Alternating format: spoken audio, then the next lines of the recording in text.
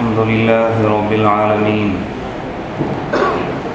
والصلاة والسلام على أشرف الأنبياء وسيد المرسلين وعلى آله وصحبه ومن تبعهم بإحسان إلى يوم الدين. أما بعد، فقد قال الله سبحانه وتعالى في القرآن العظيم والفرقان المجيد: فويل للقاسية قلوبهم من ذكر الله. وقال رسول الله صلى الله عليه وسلم: وإن أبعد الناس من الله القلب القاسي. صدق الله مولانا العظيم وصدق رسوله النبي الكريم. اللهم ألهمنا مراشد أمورنا وأعذنا من شرور أنفسنا ومن سيئات أعمالنا. رب اشرح لي صدري ويسر لي أمري واحلل عقدة من لساني يفقه قولي. سبحانك لا علم لنا إلا ما علمتنا إنك أنت العليم الحكيم. எல்லா புகழும் புகழ்ச்சியும் ஏக இறைவன் அல்லாஹ் ஒருவனுக்கே சொந்தம். ஸலாத்தும் சலாமும் நம் பெருமானார் ரசூலுல்லாஹி ஸல்லல்லாஹு அலைஹி வஸல்லம் அன்னவர்கள் மீதும், அன்னாரின் வழிநடந்த சஹாபாக்கள், தாபிஈன்கள், தபா தாபிஈன்கள், ஷுஹதாக்கள், உலமாக்கள், நல்லவர்கள், நாதாக்கள், இங்கு கூடியிருக்கும் நம் அனைவரின் மீதும் அனைத்து முஸ்லிம்கள் மீதும் நிறைவாக கிடைக்கட்டுமாக. பேரன்பிற்கும் மிகுந்த மரியாதைக்கும் உரிய பெரியோர்களே, அன்பிற்கும் மிகுந்த பாசத்துக்கும் உரித்தான அன்பு சகோதரர்களே, அஸ்ஸலாமு அலைக்கும் வரஹ்மத்துல்லாஹி வபரகாத்துஹு. ரப்புல் ஆலமீன் அல்லாஹு ஜல்ல ஷஅனுஹு வ தஆலாவின் மிக பெரும் அருளால் புனிதமான இவ்வேளையில் முபாரக்கான இந்த மஜ்லிஸில் நாம் ஒன்று கூடியிருக்கிறோம். ரப்புல் ஆலமீன் நமக்கு அளித்த இந்த நல்ல வாய்ப்பை நாம் நன்றியோடு நினைத்து பார்க்க வேண்டும். கண்ணியம் நிறைந்த பெரியோர்களே, மனிதன் இந்த உலகத்திலே முரட்டு சுபாவம் உள்ளவனாகவும் இருக்கிறான், மென்மையான சுபாவம் உள்ளவனாகவும் இருக்கிறான். இந்த இருவேறு சுபாவங்களுடைய வெளிப்பாடு பல்வேறு ரூபத்தில் நல்ல விளைவுகளையும் ஏற்படுத்துகிறது, தீய தாக்கங்களையும் ஏற்படுத்தி விடுகிறது. கொலை, கொள்ளை போன்ற கொடுஞ்செயல் செய்பவர்களும் மனிதர்களில் இருக்கிறார்கள்.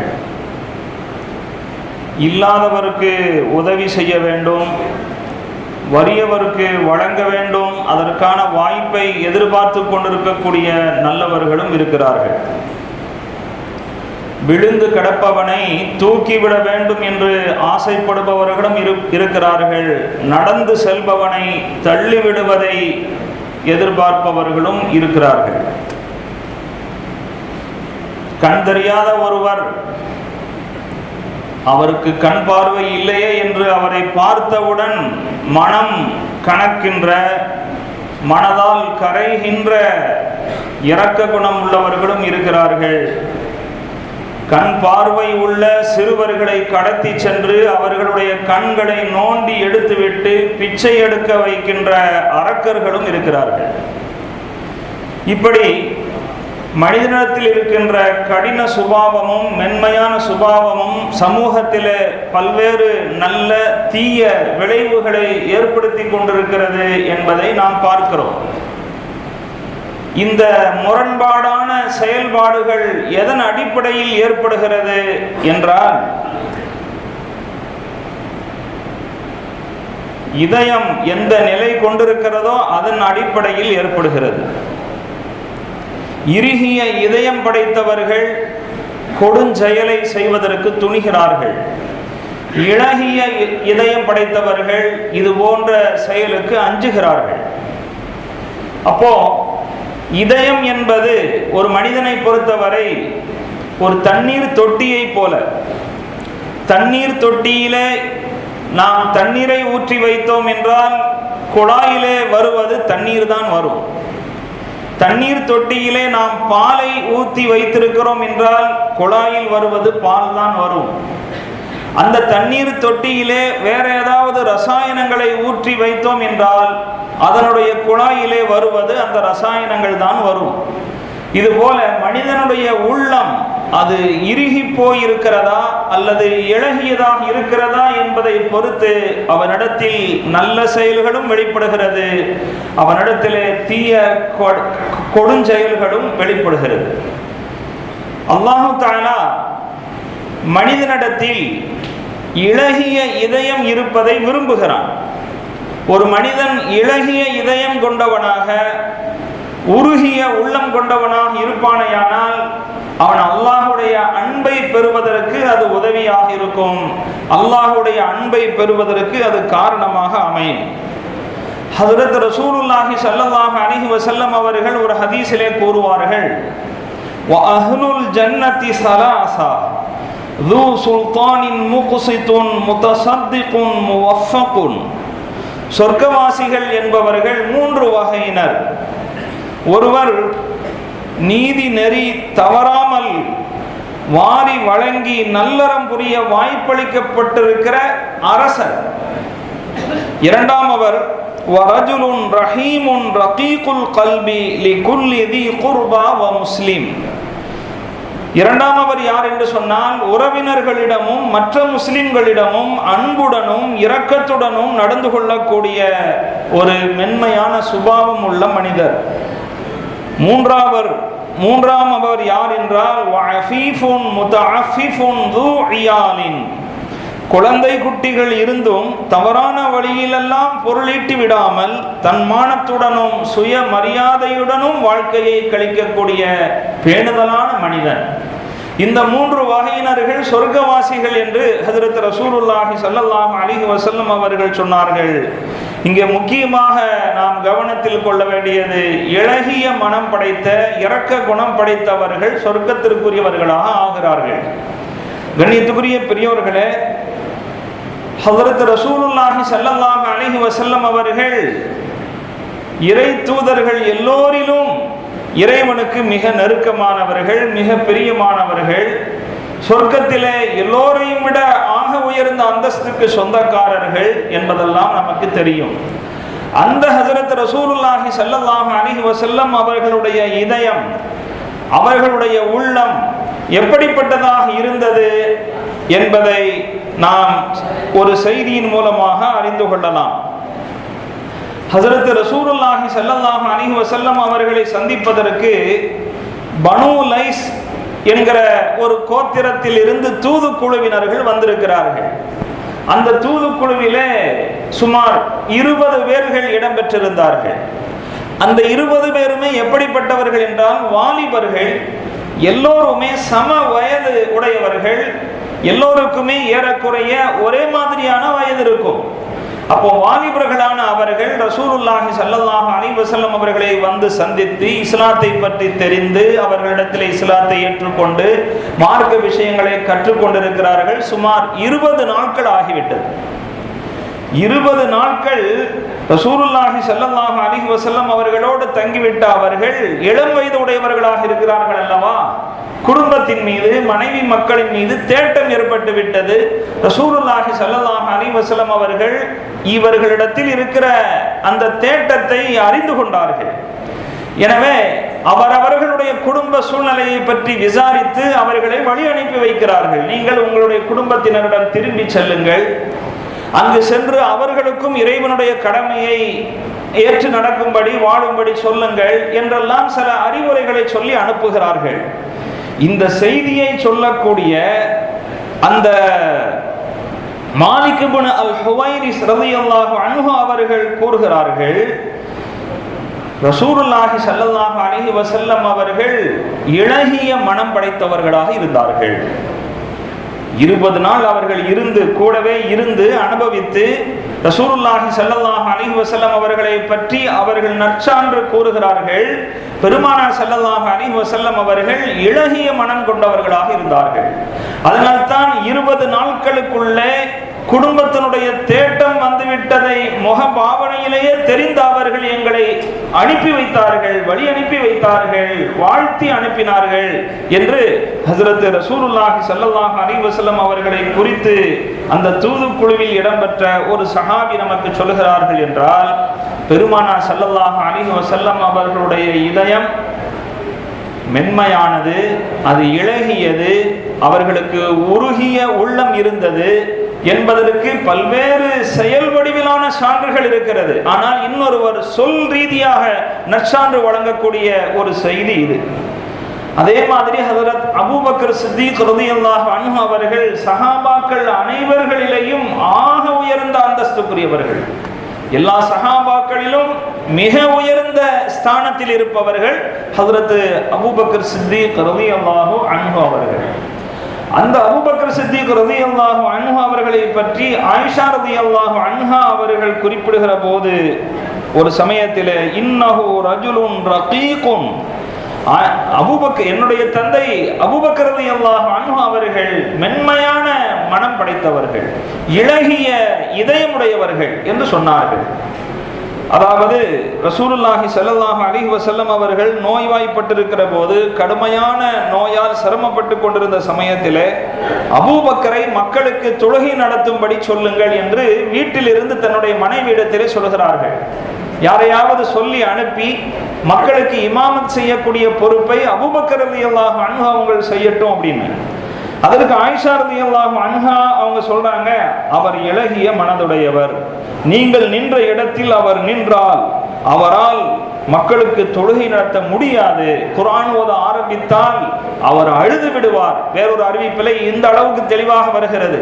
குர்ஆன் ஓத ஆரம்பித்தாலே அவர்கள் அந்த குர்ஆன் சொல்லக்கூடிய கருத்தின் உணர்வு மிகுதியால் அவர்கள் அழுது விடுவார்கள். அந்த அளவுக்கு மென்மையான உள்ளம் கொண்டவர்கள். மீண்டும் சொல்கிறார்கள், மீண்டும் ஆயிஷா ரலியல்லாஹு அன்ஹா அவர்கள் இதே பதிலை சொல்கிறார்கள், மூன்றாவது முறையும் சொல்கிறார்கள்.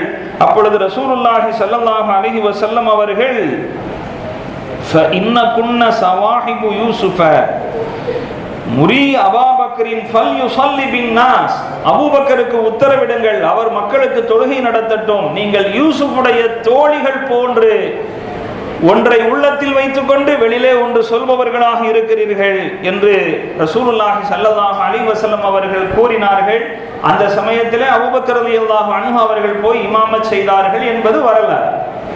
இங்கே நாம் உள்வாங்கிக் கொள்ள வேண்டிய ஒரு முக்கியமான விஷயம் இதுதான். பெருமானார் ஹஜ்ரத் ரசூலுல்லாஹி ஸல்லல்லாஹு அலைஹி வஸல்லம் அவர்களுடைய தோழர்களிலே ஆக உயர்ந்த அந்தஸ்தில் இருக்கக்கூடிய அபூபக்கர் ரலியல்லாஹு அன்ஹு அவர்கள் அல்லாஹு தஆலாவிடத்தில் மிகப்பெரிய அந்தஸ்தை பெற்றதற்கு ஒரு முக்கிய காரணம், அவர்களும் இளகிய இதயம் படைத்தவர்களாக இருந்திருக்கிறார்கள்.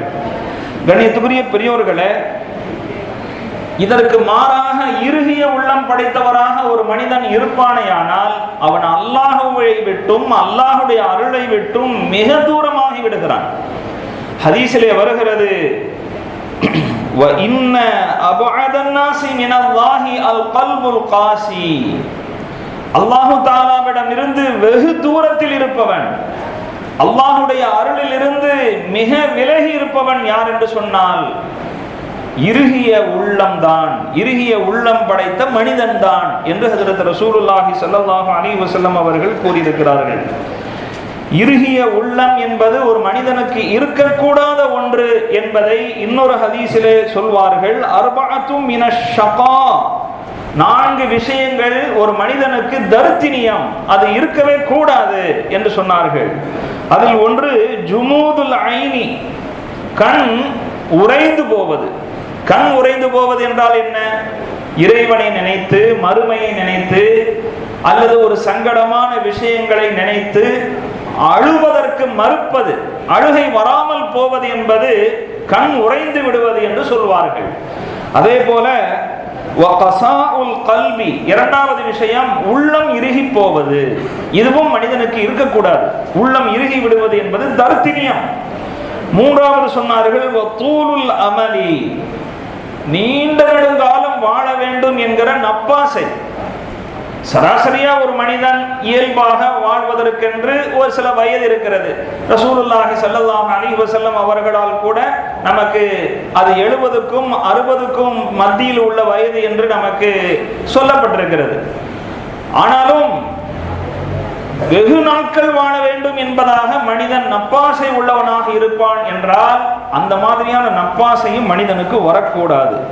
அதுவும் தர்த்தினியம். வல் ஹிர்சு அல துன்யா, உலக இன்பம், உலகத்தினுடைய செல்வம், இவைகள் மீது பேராசை வந்து விடுவது. இந்த 4 விஷயங்களும் ஷகாவத்தில் கட்டுப்பட்டது, தர்த்தினியங்களில் கட்டுப்பட்டது என்று ஹஜ்ரத் ரசூலுல்லாஹி ஸல்லல்லாஹு அலைஹி வஸல்லம் அவர்கள் கூறியிருக்கிறார்கள். ஹஜ்ரத் மாலிக் இப்னு தீனார் ரஹிமஹுல்லாஹ் அவர்கள் சொல்வார்கள், மா உரிப அபுதுன் பி உகூபத்தின் அஅலம மின் கஸ்வத்தில் கல். ஒரு அடியானுக்கு அல்லாஹ்வுடைய புறத்திலிருந்து ஏற்படக்கூடிய தண்டனைகளிலேயே மிகப்பெரிய தண்டனை என்ன தெரியுமா? உள்ளம் இறுகி போவதுதான். நல்ல விஷயங்களை சொன்னா உள்ள ஏறாது, சங்கடமான விஷயங்களை பார்த்தால் இரக்கம் ஏற்படாது, அல்லாஹ்வுடைய வசனங்களை கேட்டால் அதன் மூலமாக உள்ளத்தில் மாற்றங்கள் வராது, தவறான பாதையில் சென்று கொண்டிருக்கிற போது அதை சீர்திருத்தம் செய்வதற்காக யாராவது உபதேசம் செய்தால் அந்த உபதேசத்தை அந்த உள்ளம் ஏற்றுக்கொள்ளாது. இந்த மாதிரியான மோசமான தன்மைக்கு மாறிவிட்ட அந்த உள்ளம் இறுகி போகுதல் என்கிற ஒரு நிலை இருக்கிறதே, இந்த நிலையின் மூலமாக மனிதனை அல்லாஹ் தண்டிக்கிறானே, இது போன்ற வேற தண்டனை எதுவும் கிடையாது. அல்லாஹு தஆலாவால் தண்டிக்கப்படக்கூடிய தண்டனைகளிலேயே உள்ளம் இறுகச் செய்து விடக்கூடிய தண்டனைக்கு நிகராக வேற தண்டனை இல்லை என்று ஹஜ்ரத் மாலிக் இப்னு தீனார் ரஹிமஹுல்லாஹ் அவர்கள் சொல்வார்கள். அதனால்தான் ரசூலுல்லாஹி ஸல்லல்லாஹு அலைஹி வஸல்லம் அவர்கள் கூட தங்களுடைய துஆவிலே இளகிய உள்ளம் வேண்டும், இறைவனை நினைத்து அஞ்சக்கூடிய உள்ளம் வேண்டும் என்று அவர்கள் கேட்பார்கள். இறைவனை அஞ்சாத உள்ளம் எனக்கு வேண்டாம் என்று பாதுகாப்பு தேடுவார்கள். ரசூலுல்லாஹி ஸல்லல்லாஹு அலைஹி வஸல்லம் அவர்கள் கேட்ட துஆவுடைய ஒரு பகுதி இப்படி வருகிறது, அல்லாஹும்ம இன்னி அஊது பிக மின் இல்மின் லா யன்ஃபா வ மின் கல்பின் லா யக்ஷா வ மின் நஃப்ஸின் லா தஷ்பா வ மின் தஅவத்தின் லா யுஸ்தஜாபு லஹா. இறைவா, உன்னிடம் நான் பயனளிக்காத கல்வியில் இருந்தும், உன்னை அஞ்சாத உள்ளத்தில் இருந்தும், திருப்தி அடையாத மனதில் இருந்தும், ஏற்கப்படாத பிரார்த்தனைகளில் இருந்தும் பாதுகாப்பு கோருகிறேன் என்று ரசூலுல்லாஹி ஸல்லல்லாஹு அலைஹி வஸல்லம் அவர்கள் துஆ கேட்டு வந்திருக்கிறார்கள். மனிதன் இதயம் இறுகியவனாக மாறிவிடுவதற்கு சில காரணங்கள் இருக்கிறது. அந்த காரணங்களை கண்டறிந்து அதிலிருந்து நாம் முழுமையாக விலகி வாழ வேண்டும். அதில் ஒன்று வணக்க வழிபாடுகளில் இருந்து நாம் விலகி வாழ்வது.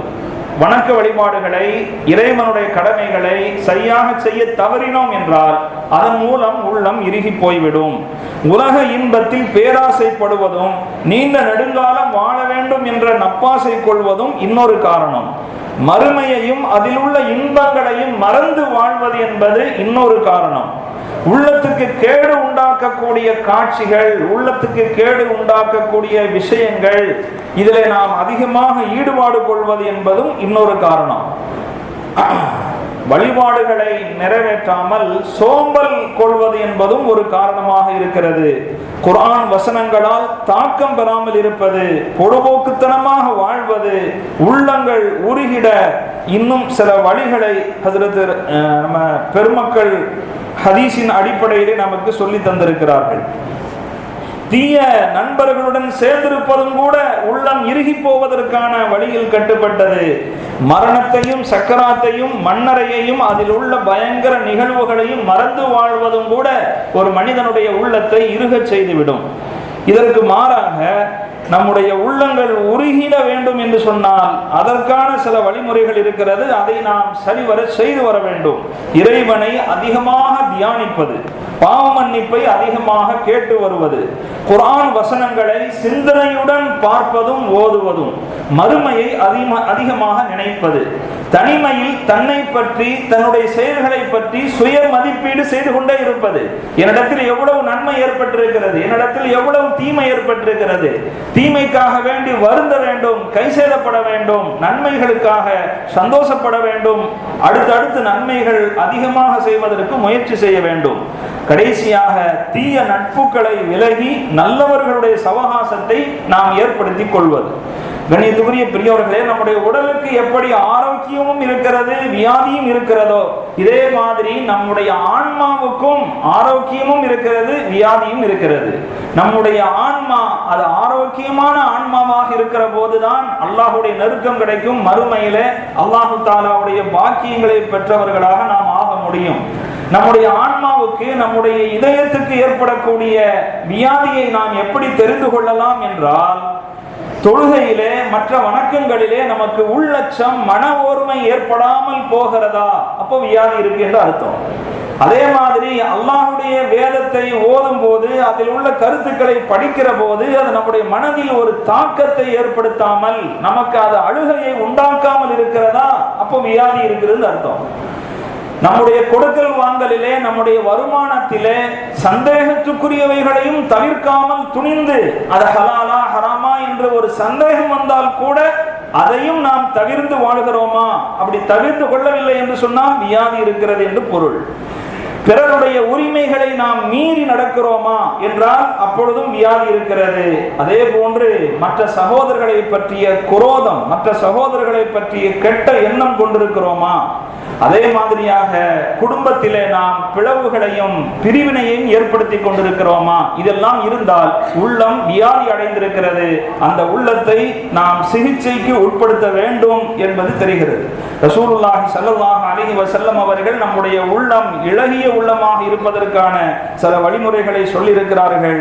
நம்முடைய உள்ளங்கள் கடினமானவையாக இருக்கிறதா அல்லது சீரானவையாக இளகிவையாக இருக்கிறதா என்பது அவரவர்களுக்கு தெரியும். எத்தகைய நிலையில் இருந்து எத்தகைய நிலையை நோக்கி நாம் மாற வேண்டும் என்கிற ஒரு முடிவுக்கு நாம் வருவோமாக. அல்லாஹு தாலா கடின உள்ளங்கள் கனிந்திடவும், உறைந்த உள்ளங்கள் உருகிடவும், இறுகிய இதயங்கள் இளகிடவும் உதவி புரிவானாக. வாஹிரு தஅவானா அல்ஹம்துலில்லாஹி ரப்பில் ஆலமீன். அஸ்ஸலாமு அலைக்கும் வரஹ்மத்துல்லாஹி வபரகாத்துஹு.